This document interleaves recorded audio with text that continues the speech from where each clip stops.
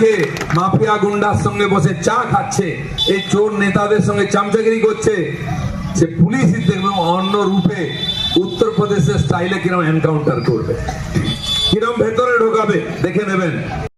2020-21 যখন কোভিড হয়েছিল, সব বন্ধ হয়ে গেছিল, 21 সালে নির্বাচনের আগে এখানকার সমস্ত আখড়া বন্ধ করা হয়েছিল। এই প্রদীপ বাবু, আমি নাম নিয়ে বলছি, চেয়ারম্যান ছিলেন, আর সমস্ত আখড়াকে গিয়ে চমকেছিল, এই আখড়া বার করবি না, সঙ্গে ওসিকে নিয়ে ঘুরছিল, কেস দেবো, ঢুকিয়ে দেবো, আখড়া বার করতে দেবে না। বড় রাম ভক্ত, বিশাল বড় কাট আউট, আর মনের মধ্যে কার ভক্তি? কেবল ভোটের ভক্তি, রাজনীতি আছে।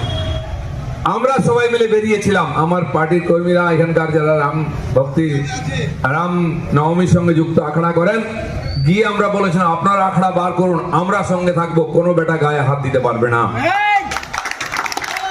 এবং বেরিয়েছিল, কেস হয়েছিল, কেস ওদের নামে হয়নি, আমার নামে কেস হয়েছিল। আমার নাম চরণজিৎ আছে এখানে, তার নাম, আরো 2-3 জনের নামে কেস দেওয়া হয়েছিল। আমরা নাকি অস্ত্র নিয়ে ভয় দেখিয়েছি, যে ভয় পাবে তাকে তো দিলীপ ঘোষ ভয় দেখাবেই। তুমি ভয় পাও কেন ভাই? দম থাকলে সামনে আসো, অন্যের মাল লুট করবে, চুরি করবে, পেছনে লাগবে, আর পুলিশ দিয়ে চমকে ভোট করতে যাবে, তো আমি চমকাবো না? চমকাবো, চমকে চমকেই রাজনীতি করেছি। খড়গপুরের লোক সেই জন্য দিলীপ ঘোষকে ভোট দেয়, আবার দেবে। এখানকার গুন্ডা মাফিয়ার বিরুদ্ধে আমি লড়াই করেছি, আবার লড়বো যতদিন থাকবো।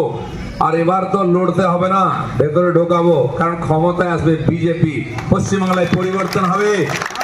যে পুলিশ আজকে মাফিয়া গুন্ডার সঙ্গে বসে চা খাচ্ছে, এই চোর নেতাদের সঙ্গে চামচাগিরি করছে, সে পুলিশই দেখবে অন্য রূপে উত্তরপ্রদেশের স্টাইলে কিরকম এনকাউন্টার করবে, কিরকম ভেতরে ঢোকাবে দেখে নেবেন।